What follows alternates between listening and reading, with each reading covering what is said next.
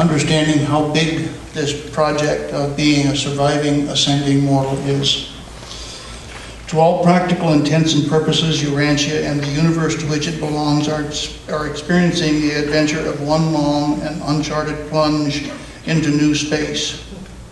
In accordance with older observations, in harmony with the more extensive experience and calculations of our order, and as a result of conclusions based on these and other findings, we know that the universes are engaged in an orderly, well understood, and perfectly controlled processional swinging in a majestic grandeur around the first great source and center and his residential universe. And we begin to see how big things are when we get up into these perspectives. 100 minor sectors, about 100 billion inhabitable worlds. That's a whole bunch. A major sector comprises about 1/10 of a super-universe and consists of 100 minor sectors, 10,000 local universes, about 100 billion inhabitable worlds. To kind of sum it up, your world is called Urantia, and it is number 606 in the planetary group or system of Satania. This system has at present 619 inhabited worlds, and more than 200 additional planets are evolving favorably towards becoming inhabited worlds at some future time. The local universe of Nebadon consists of 100 constellations and has a capital known as Salvington. The universe of Nebadon is number 84 in the minor sector of Ensa. The minor sector of Ensa consists of 100 local universes and has a capital called U Minor III. This minor sector is number 3 in the major sector of Splendid. Thus you can locate your planet in the scheme of the organization and administration of the universe of universes. That is the registry number on Uversa and on Paradise, your number in the catalog of the inhabited worlds. I know the physical sphere registry number, but it is of such an extraordinary size that it is of little practical significance to the mortal mind. So 7 minutes for the super universe. Thank you for all for being here. Going through the pages quickly, aren't we? Each super-universe is presided over by 3 Ancients of Days, the joint chief executives of the super-government. In its executive branch, the personnel of the super-universe government consists of how many different groups? 7. The Ancients of Days, perfecters of wisdom, divine counselors, universal censors, mighty messengers, those high in authority, those without name and number. 3 of these groups, mighty messengers, those high in authority, and those without name and number, are glorified ascendant mortals. It is known chiefly because of its tremendous and lavish bestowal of merciful ministry to the mortals of the realms. It is renowned for the manner in which justice prevails as tempered by mercy, and power rules as conditioned by patience, while the sacrifices of time are freely made to secure the stabilization of eternity. Or Vontan is a universe demonstration of love and mercy. The present goal of the super-universes is to become, as they are, and within their potentials, perfect, even as in Havona. This perfection pertains to physical and spiritual attainment. It is believed that in the ages to come, the possibilities for disharmony, maladjustment, and misadaptation will be eventually exhausted in the super-universes.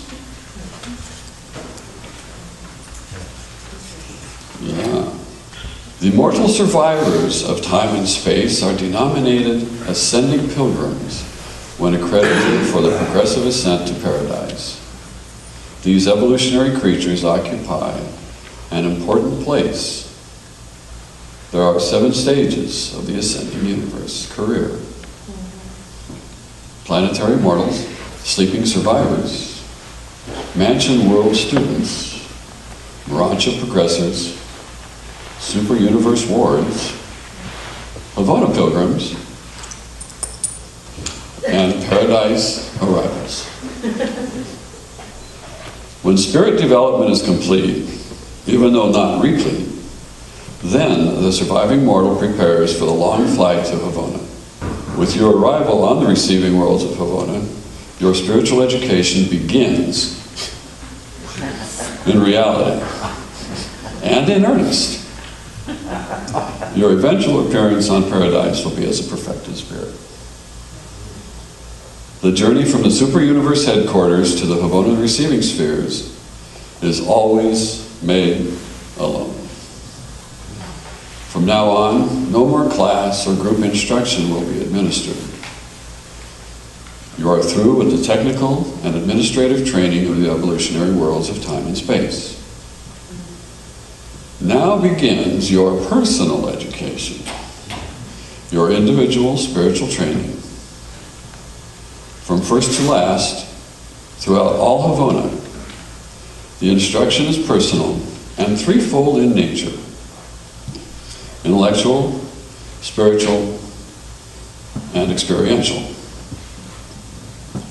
The first act of your Havona career will be to recognize and thank your transport, Sekhanafam, for the long and safe journey. So with that in mind, thank you for being with us this weekend and sharing this experience together as a piece of our journey. May the sevens be with you. The perfect and divine universe occupies the center of all creation.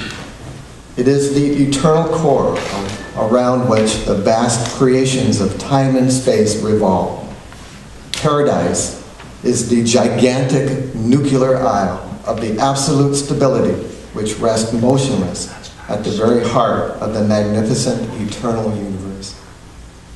The central planetary family is called Havona and is far distant from the local universe of Nebadon. It is of enormous dimensions and almost unbelievable mass, and consists of 1 billion spheres, unimagined beauty and superb grandeur.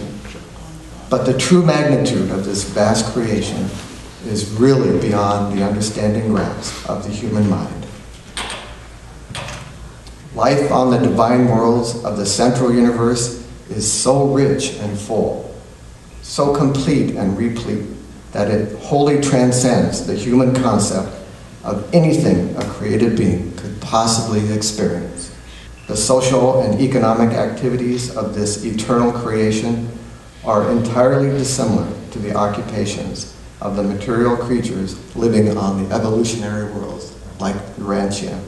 Even the technique of Havona thought is unlike the process of thinking on Urantia. Then you are presented to those beings who will sponsor your early Havona activities for dispatch to the Creator Son of your local universe, the Universe Father who made possible your sonship career, whereupon you are accorded a long period of leisure for free observation, and this affords opportunity for looking up your friends, fellows and associates of the long ascension experience. You may also consult the broadcast to ascertain who of your fellow pilgrims have departed for Havona since the time of your leaving Uversa. The ascendant mortals have been thoroughly trained in the affairs of the evolutionary worlds of space, and now they begin their long and profitable contact with the created spheres of perfection. But I cannot tell you about Havona. You must see these worlds to appreciate their glory and to understand their grandeur. And Richard Keeler reminded us yesterday about the very presence of angels and their assistant cherubims and sanobims. And I want to remind you about the presence of the Spirit of Truth, which Michael, our Creator Brother, has given to us, and as he draws all men and women to himself.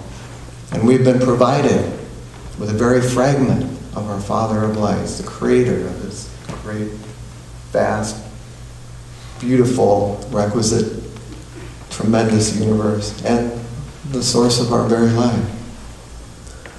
And so, in the days when the angels have put us into troublous ways for our learning, or when we're feeling alone, the clouds of doubt gather overhead, I want to remind us all that all these resources that God has provided to us is never farther than one decision away, just a decision away.